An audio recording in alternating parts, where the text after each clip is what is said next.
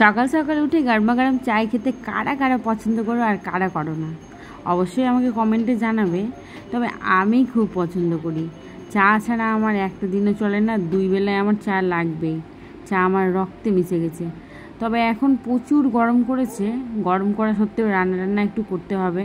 তো আজকে বেশি কিছু করব না, জাস্ট পটলের তরকারি, ছেলের জন্য কয়েকটা পাঁপড় ভেজে দিয়েছি।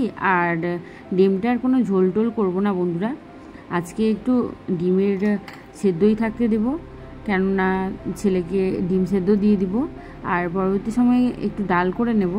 শাকের পরিমাণটা খুব অল্প, দেখে হাসি পাবে তোমাদের, কিন্তু তোমাদের দাদামশাই যখন রাত্রেবেলা আসে তো শাকটা খাওয়া অতটা পছন্দ করে না, তাই নিজের জন্য অল্প পরিমাণে একটু লাল শাক করে নিয়েছে। আর পটল কষা করেছি, দেখলেই তো বন্ধুরা কী সুন্দর হয়েছিল, খেতেও খুব সুন্দর টেস্ট হয়েছিল। তবে ঝালের পরিমাণটা আমি একটু কম রাখি, কেননা যদি সেখান থেকে আলু টালু ছেলেকে তুলে দেওয়া হয় তখন ঝাল ঝাল বলে আর খাই না।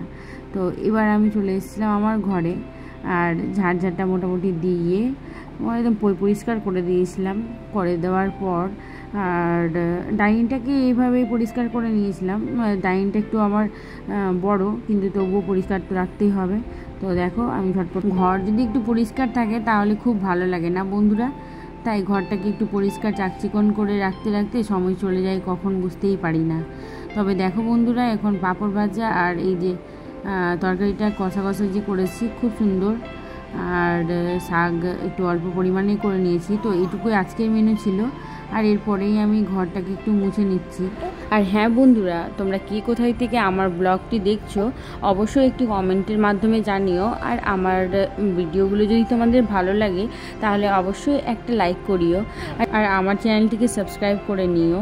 তবে তোমাদের সাথে গল্প করতে করতে অনেকটাই সময় চলে গেল, আর তোমাদেরও অনেকটা সময় পার হয়ে গেছে নিশ্চয়। তবে আর এই ভিডিওটাকে অতটা লং করব না, নাহলে তোমরা বোর হয়ে যাবে।